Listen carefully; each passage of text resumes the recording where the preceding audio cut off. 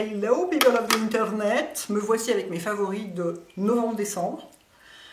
J'ai du retard sur novembre, mais j'ai de l'avance sur décembre, dans la mesure où les prochains, ce sera le Best of Beauty 2022, sur lequel il faut que je travaille, parce que pour le moment, j'ai pas grand-chose dedans. Alors qu'à chaque fois, chaque mois, j'ai des favoris délirants, puis en me disant qu'est-ce que je garde vraiment. En fait, ce qui le rend difficile, c'est que je veux que ce soit des produits qui soient sortis dans l'année. Donc, il n'y en a pas forcément beaucoup, quoi. Je vais peut-être devoir ajouter des trucs qui sont sortis avant, mais bon. Alors, dans mes favoris ce mois-ci, j'ai plein de trucs. Tiens, il y a un truc que j'ai déjà oublié. Attendez, je vais le chercher. Pardon. J'ai oublié la bougie. Mais je vais commencer par tout ce qui est séries, films et tout ça, parce que j'en ai vu pas mal. Alors j'ai lu un bouquin génial. J'ai lu le dernier Stephen King, ou l'avant-dernier peut-être. Non, le dernier, je crois. Qui s'appelle Billy Summers, et qui est... mais fabuleux, quoi. Mais vraiment fabuleux. Il écrit sur ce qui fait de mieux, qui est la beauté de l'être humain, et son empathie, sa bienveillance, sa générosité, sa solidarité. Et pourtant, ça reste plus ou moins un polar, enfin... Mais il est extraordinaire. Moi, je les ai tous lus, ces bouquins, à part celui sur l'écriture et celui sur l'assassinat de Kennedy, parce que ça ne m'intéresse pas. Je sais que le bouquin est très bien, mais le sujet ne m'intéresse pas. Donc ces deux-là, je ne les ai pas lus. Autrement, j'ai tout lu, parce que c'est mon écrivain préféré. Il a écrit 54 livres. Il en écrit genre un par an. Vous voyez un peu la productivité. Et puis c'est des bouquins, ça fait 800 pages. Hein. Et en plus, et franchement, c'est un des meilleurs. Vraiment, c'est un des meilleurs. Il a écrit pas mal de trucs assez ennuyeux. Par exemple, Mr. Mercedes, des trucs comme ça. Moi, je me suis ennuyée parce que, en plus, Stephen King, il prend son temps. Quand il explique des choses, il prend vraiment son temps, mais parfois, c'est ennuyeux, du coup. Dans les derniers, notamment. Mais alors là, il prend son temps comme d'habitude. Et mais il a une liberté d'écriture. Je veux dire, il écrit depuis tellement longtemps, il a écrit toute sa vie d'adulte. Je veux dire, il a commencé à écrire, il était étudiant en médecine. Donc, je sais pas, il a 75 ans, il a commencé à écrire à 20 ans, quoi. Et là, il y a une liberté dans l'écriture, une fluidité. Et pourtant, moi, je le lis en français, hein, je lis une traduction, parce que j'aime pas lire en anglais. Autant je regarde que des trucs, des films et tout ça en anglais, mais les bouquins, c'est en français. Et c'est incroyable. Les personnages sont magnifiques, c'est émouvant, c'est beau, en même temps, on a envie de savoir ce qui va se passer, parce que ça reste un polar malgré tout. Vraiment, il est fabuleux ce bouquin, vraiment fabuleux. Si vous aimez Stephen King, je vous le conseille, et si vous ne connaissez pas, je vous le conseille aussi. Parce que vraiment, puis c'est marrant, si on connaît un peu, il y a quelques petites allusions de temps en temps. Par exemple, à un moment, les personnages sont dans la montagne, dans les Rocheuses, et ils disent, ah oui, ici il y avait un hôtel qui a brûlé, et c'est l'Overlook, c'est l'hôtel de Shining, donc c'est marrant, quoi. Shining qui a, je sais pas, 30 ou 40 ans presque, le bouquin.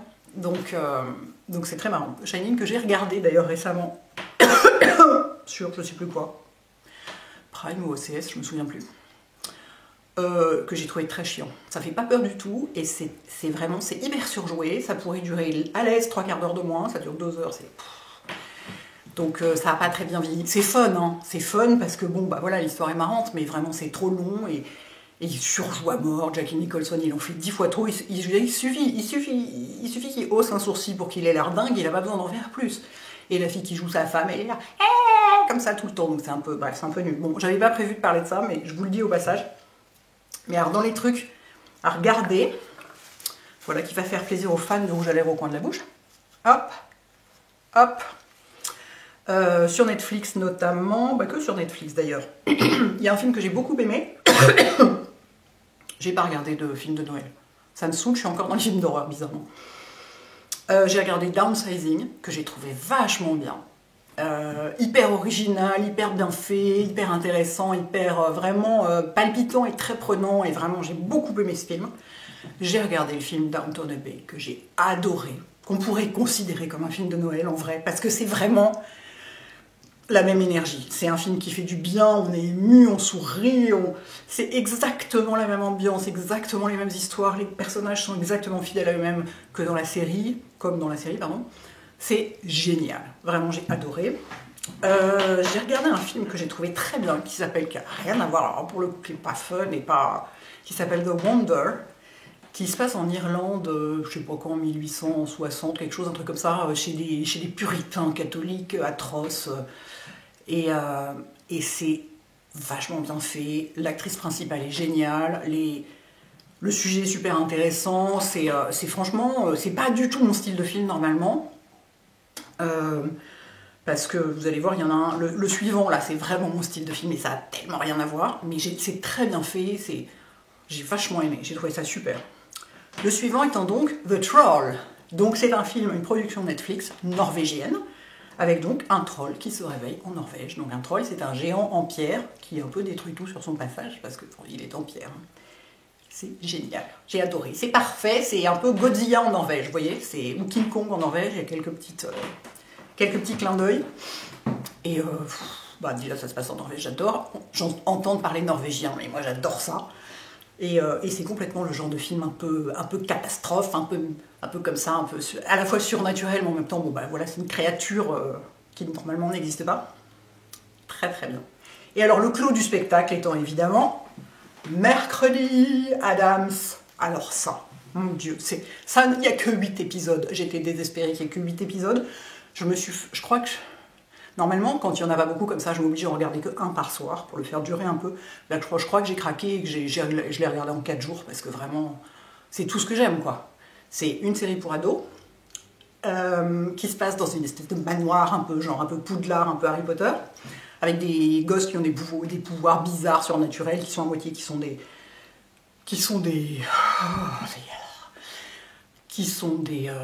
werewolves, des loups-garous, des vampires, des machins comme ça, enfin. Et Mercredi Addams, quoi. Extraordinaire. Jenna, je me souviens déjà plus de son nom de famille, l'actrice, mais elle est géniale. Elle est parfaite dans son rôle, on dirait vraiment qu'elle a 15 ans alors qu'elle en a 20, mais c'est une espèce de petite chose minuscule et toute fine et tout, donc elle a vraiment l'air d'avoir 15 ans. Et alors, évidemment, c'est ce que tout le monde dit, c'est que c'est pas vraiment du Tim Burton, on est d'accord, c'est avant tout du Netflix, d'ailleurs ils étaient plusieurs réalisateurs, c'est lui qui est à l'origine du truc, hein, de toute façon les films c'est lui, donc c'est pas comme les films, mais moi je préfère, parce que les films, moi j'aime beaucoup Tim Burton, mais je préfère les choses comme Sweeney Todd, ou surtout La Légende de Sleepy Hollow, alors ça j'adore. Les trucs un peu plus... La famille Addams, je trouve ça marrant, mais pour moi c'est un peu too much, c'est un peu surjoué aussi, quoi, quelque part, avec la grand-mère qui est là à faire ses potions et tout, je trouve que c'est un peu too much. Donc là, pour moi, c'est le juste milieu entre Netflix et Tim Burton, quoi. Et l'atmosphère est géniale, l'ambiance, enfin, il y a tout ce que j'aime, quoi, c'est hyper sombre. Et alors, elle, en plus, sa personnalité, je veux dire, elle déteste tout et tout, elle est insupportable et tout ça. Je pense que je regardais, j'avais des potes qui m'envoyaient des captures d'écran en me disant là, c'est toi, hein. Je dis, oui, je sais. Notamment quand elle parle de café filtre.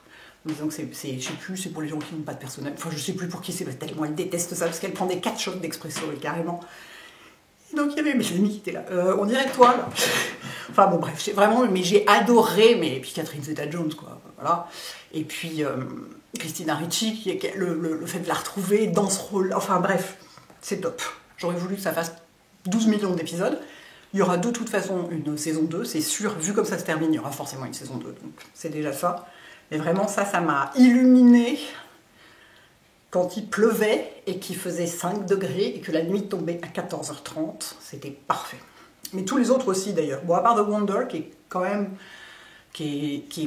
Bon, ça se termine bien. Je sais, je spoil, je devrais pas, enfin bon. Mais... qui est pas très marrant, quoi. Ça se passe chez les intégristes irlandais, donc c'est pas très fun. Mais autrement, les autres, Downsizing, Downton Abbey, The Troll, alors ça c'est vraiment des films, c'est bon, vous passez une bonne soirée, quoi. Ensuite, passons donc aux produits. En premier produit, si j'ose dire, j'ai ma bougie de Noël préférée au monde.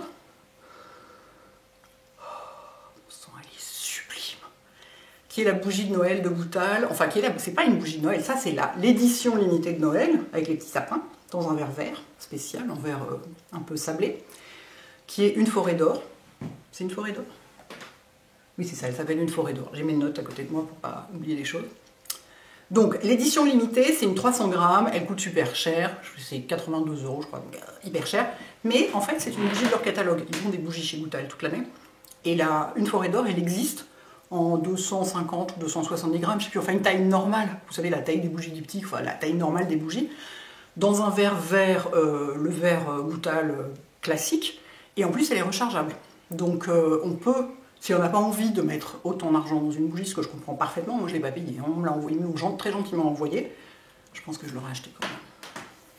Je veux dire, c'est mon odeur préférée et j'aime bien avoir le... Surtout il est joli là, quand c'est rouge et doré, je suis un peu moins fan. Quand c'est vraiment les couleurs de Noël comme ça, j'aurais été capable de l'acheter quand même. Mais bon, pour vous dire, ça existe en moins cher et toute l'année. Elle est fabuleuse, elle diffuse merveilleusement. Bon, donc c'est une odeur, je n'ai même pas parlé de l'odeur, elle est super efficace. C'est la forêt de sapin en hiver. Alors, c'est pas une odeur complètement sèche, mais c'est quand même une vraie odeur de résineux. Il y a une toute petite pointe de chaleur dessous, pas vraiment de chaleur parce que c'est quand même très très frais et pétillant. Mais c'est pas une odeur purement de bois, du tout. Ça sent le sapin de Noël, quoi. Ça sent vraiment le sapin de Noël. Voilà, donc j'ai une passion pour cette bougie. Donc voilà, mon premier favori du mois. Ensuite, je vais commencer par les soins. J'ai cherché longtemps, même si en vrai ça ne m'intéresse pas pour moi, parce que je n'éprouve pas forcément, enfin même pas du tout besoin d'avoir les sourcils brossés vers le haut et du coup de les avoir comme ça. Néanmoins, j'ai quand même, je trouve ça m'arrange, ça m'intéresse, j'ai essayé plein de trucs pour les faire tenir comme ça, vous savez, comme des savons à sourcils notamment. Alors, il y en a qui marchent, mais du coup, limite vous avez la migraine tellement ça les tient bien, et en plus ça fait des miettes blanches dedans, c'est un peu dégueulasse. Donc rien n'était au point pour moi, et j'ai découvert grâce à je sais plus qui sur YouTube, ou sur Instagram, je me souviens plus, la colle à sourcils Got To Be de Schwarzkopf, qui est en fait une version sourcils de leur gel cheveux, parce que Schwarzkopf c'est une marque de produits pour cheveux.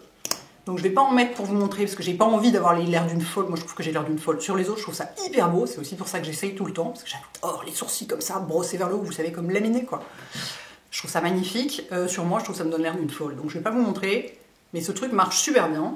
Je vous conseille d'essuyer la brosse avant, parce qu'il y en a trop dedans, notamment quand il est neuf. Ça marche super bien, ça fait pas de miettes blanches, et ça tient vraiment les sourcils comme ça. Et on le trouve sur Amazon, je vous mettrai le lien, moi je l'ai trouvé sur Amazon, il est sûrement vendu ailleurs, mais moi c'est là que je l'ai trouvé. Et ça coûte, je me souviens plus combien ça coûte, mais enfin c'est un prix normal quoi. Donc voilà, pour ceux qui veulent avoir des sourcils ultra fluffy, ultra brossés vers le haut et tout, ce truc fonctionne, contrairement à d'autres. J'ai en ce moment en deuxième nettoyant, alors je sais que c'est pas logique, c'est ce qu'on dit toujours, le premier nettoyant doit être à base d'huile et le deuxième doit être à base d'eau. Ce qui veut dire en premier, huile ou baume démaquillant, ou même lait démaquillant, parce que le lait démaquillant en réalité c'est gras. Et en second, un gel. Mais souvent les gels ça mousse. Et moi l'hiver c'est pas possible. Je veux dire en ce moment j'ai la peau mais complètement, mais à Londres, là où il faisait 5 degrés de moins qu'ici, le temps était sublime, mais alors ma peau était dans un état. Je veux dire, je vais vous montrer, je mets de l'huile le soir en ce moment. Et si je pouvais, j'en mettrais aussi la journée. Là, on ne peut pas se maquiller dessus, donc c'est pas possible, mais les jours où je ne serais pas maquillée, je pense que je vais en mettre. Bref, tout ça pour dire que mon deuxième nettoyant est un produit gras aussi. Parce que sinon, si je dois utiliser un gel, même qui ne mousse pas, et les gels qui ne moussent pas, c'est pas très fréquent, j'aurais pas envie parce que ça va me dessécher la peau. Donc j'utilise le nettoyant Oat Milk Oil Cleanser, le oil, bref, je sais pas ce que j'ai, je suis un petit peu dans tous les sens. Vous voyez, Lumen, c'est une marque finlandaise. J'ai acheté ça chez Cult Beauty, Space & Cake, je sais plus, sur internet. Je vous mettrai le lien, bien sûr. Et c'est hyper agréable parce que c'est un mélange, c'est comme un lait démaquillant très liquide et assez gras. Moi, j'ai essayé d'enlever le maquillage des yeux avec, je trouve que ça marche pas bien. Donc c'est pour ça que je le garde en fait en deuxième nettoyant. Après, si vous avez juste un maquillage, c'est un démaquillant. Enfin, ils mettent nettoyant, mais on peut un maquillage du visage un peu léger, on peut tout à fait le démaquiller, ou même pas léger d'ailleurs, on peut tout à fait le démaquiller avec. En revanche, ça marche pas sur les yeux. Ça pique pas les yeux ni rien, mais ça marche pas bien. Mais alors, en deuxième nettoyant, j'adore ce truc parce que il est frais. Il est... Ah ouais, ça fait une fraîcheur, mais qui est pas désagréable pendant l'hiver, vous voyez, c'est juste, oh, on a l'impression que ça fait du bien à la peau, il est très très très agréable. Et il me fait beaucoup penser au... j'ai évidemment oublié le nom entre temps. Il y a un produit chez La Neige qui ressemble énormément à ça. Donc si vous n'avez pas envie de commander ça, je ne sais plus où je vous l'ai trouvé, je vous dis, mais je l'ai noté dans ma liste. Donc une boutique anglaise, enfin genre Look Fantastic, enfin pas forcément anglaise, mais genre Look Fantastic, je sais pas quoi, enfin ce genre de boutique en ligne. La Neige, c'est vendu chez Sephora, donc je vous mettrai le lien aussi vers le produit La Neige qui ressemble énormément. Voilà. Ensuite, l'huile dont je vous parlais. Alors évidemment, ça, vous allez un peu faire la gueule parce que c'est l'huile d'Augustinus Bader que j'ai eu dans le calendrier Oh My Cream. C'était le premier jour, c'était le 1er décembre, il y avait ça. Moi, normalement, les huiles, l'hiver, je commence à en mettre le soir, en janvier ou en février, quand il fait vraiment froid, quoi. Et là, comme il a commencé à faire vraiment froid en décembre, ce dont vraiment je ne me plains pas et je ne pourrais pas être plus heureuse parce que je peux enfin, ce que je considère m'habiller normalement, c'est-à-dire mettre des gros pulls à col roulé qui tiennent chaud et des gros manteaux et tout. J'adore ça, quoi. Plutôt que d'avoir 12 degrés et la flotte, quoi. Ah, ça, je déteste. Donc je mets de l'huile le soir, donc j'ai commencé beaucoup plus tôt que d'habitude. Et celles-ci, je les trouve hyper agréables. Elles sont exactement la même chose que celles de paille. Elles sont le foin. Je la trouve mais vraiment super agréable. Je vais vous montrer un petit peu, elle est orange, vous voyez? Est-ce qu'on voit? Je voudrais éviter d'en foutre partout. Bref. J'en utilise beaucoup, j'en utilise genre une pipette tous les soirs. Donc j'en ai déjà descendu un quart, tranquillement, en une semaine. Voilà, donc elle coûte une fortune, évidemment. Moi, je trouve que les produits Augustinus Bader, je trouve que la recherche et la technologie et la science derrière sont remarquables. C'est trop cher pour ce que c'est. Parce qu'il y a aussi des packaging très luxueux et tout et tout. Je trouve que c'est trop cher pour ce que c'est, mais les produits sont très bons. Je suis revenue sur ce que j'en pensais tout au début quand ça a été lancé, il y a assez longtemps maintenant. Où il n'y avait que les stars qui en parlaient et tout, ça m'énervait. Je sais pas, il y avait un truc qui m'énervait un peu dedans, il y avait un côté élitiste en fait qui m'énervait. Aujourd'hui, c'est plus du tout le cas. Enfin, ce n'est pas le prix quand même, parce que la crème les crèmes coûtent quand même 240 € le pot de crème. Donc c'est des très bons produits. Voilà, ça pourrait coûter tranquillement 2 fois moins cher, mais quand même c'est des très bons produits. J'aime beaucoup. Moi, j'utilise aussi la Soothing Cream. Mais alors cette huile, je la trouve hyper agréable. Alors grâce au ciel, je suis en train d'en tester une autre, dont je vous parlerai plus tard, probablement au mois de janvier, parce qu'elle n'est pas du tout sortie encore, mais je suis en train de la tester, qui est vachement bien aussi, et qui coûte une fraction du prix. Dieu merci. Puis de toute façon, des huiles visage, il y en a plein, vous en connaissez déjà sûrement. Simplement, voilà, je vous signale que moi, j'utilise celle-ci depuis une semaine, et que vraiment je l'aime beaucoup, je l'ai emportée à Londres, c'est vous dire, et j'étais bien contente de l'avoir emportée, parce que c'est tellement froid là-bas. Par ailleurs, j'utilise depuis ouais, pareil, une semaine ou 10 jours, une crème spéciale pour ma peau sensible et sèche et tout d'hiver, qui est la Lala Retro Whipped Cream de Drunk Elephant.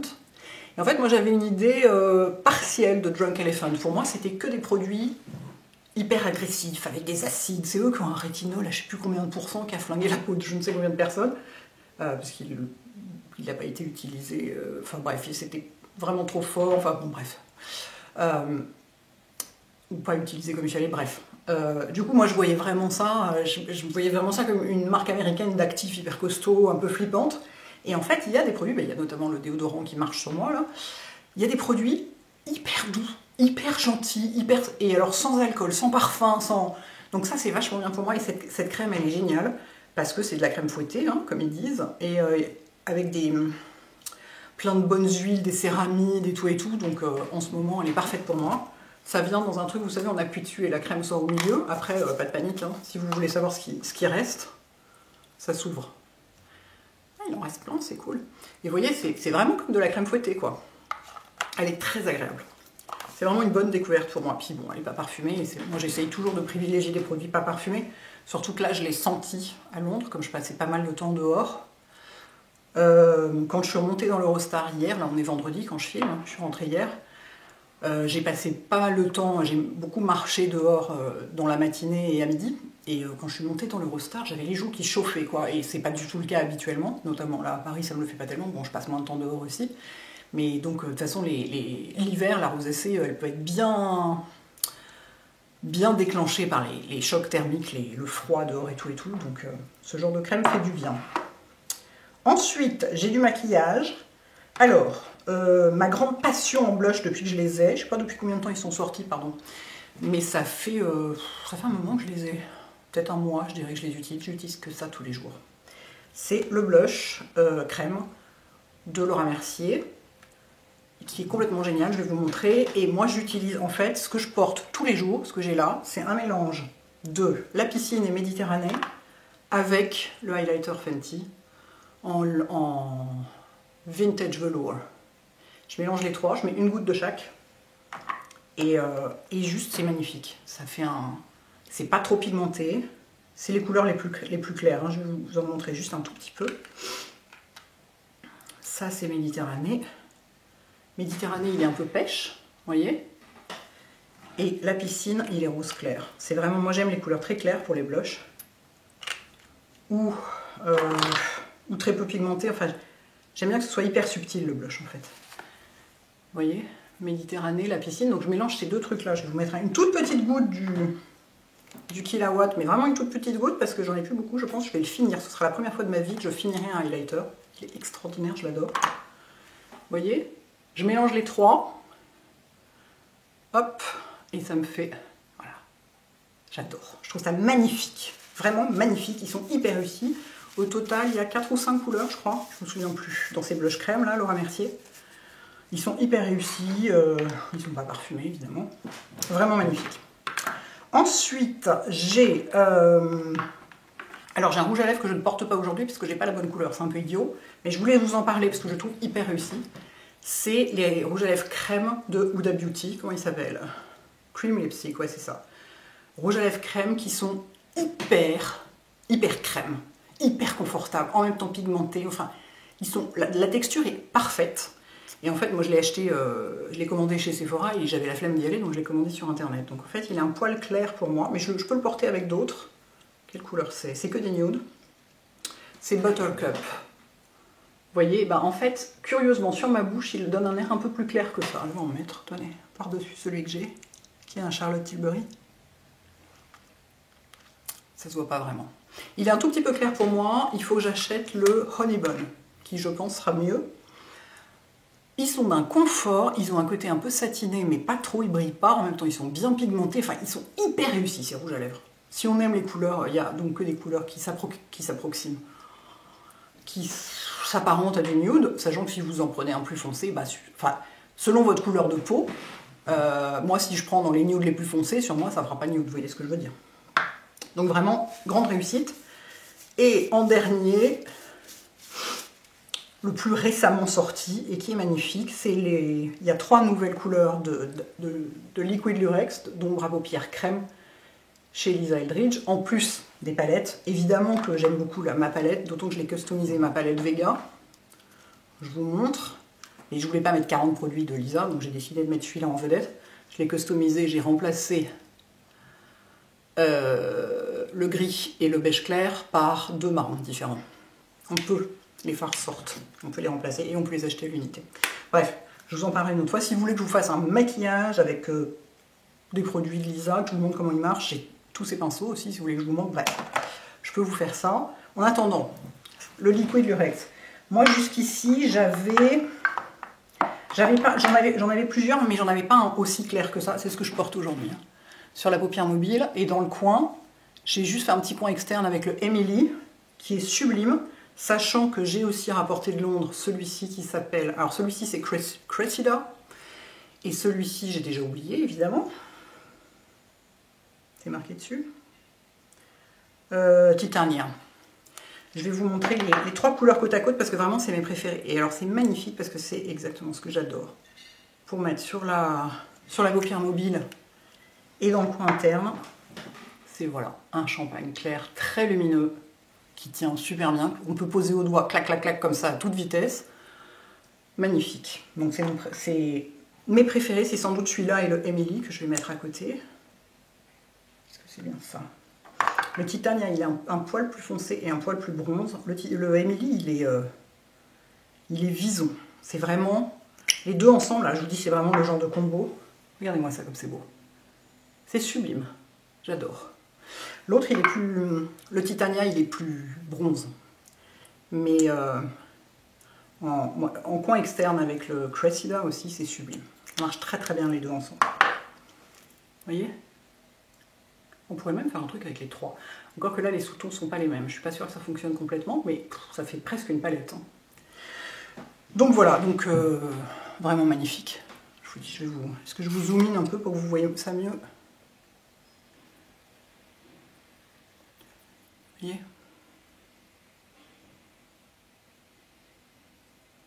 Moi j'adore avoir, comme j'ai quand même le teint très terne et beaucoup de cernes, il me faut absolument de la lumière sur les paupières. Pour moi il n'est pas question de porter des fards mat, à part éventuellement en coin externe pour le rendre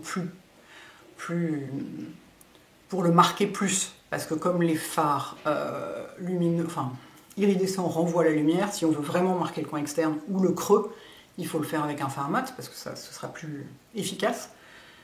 Mais enfin voilà, moi j'ai toujours porté pratiquement que des couleurs comme ça, enfin que des... Heureusement qu'on arrive à la fin, parce qu'elle a vraiment du mal, la dame. Que des textures de ce genre, et vraiment, j'adore quoi. Voilà, voilà pour mes favoris de novembre-décembre. Des belles choses, confortables pour la peau, qui sentent bon et festives. Que demander de plus? Bon dimanche les enfants, ciao.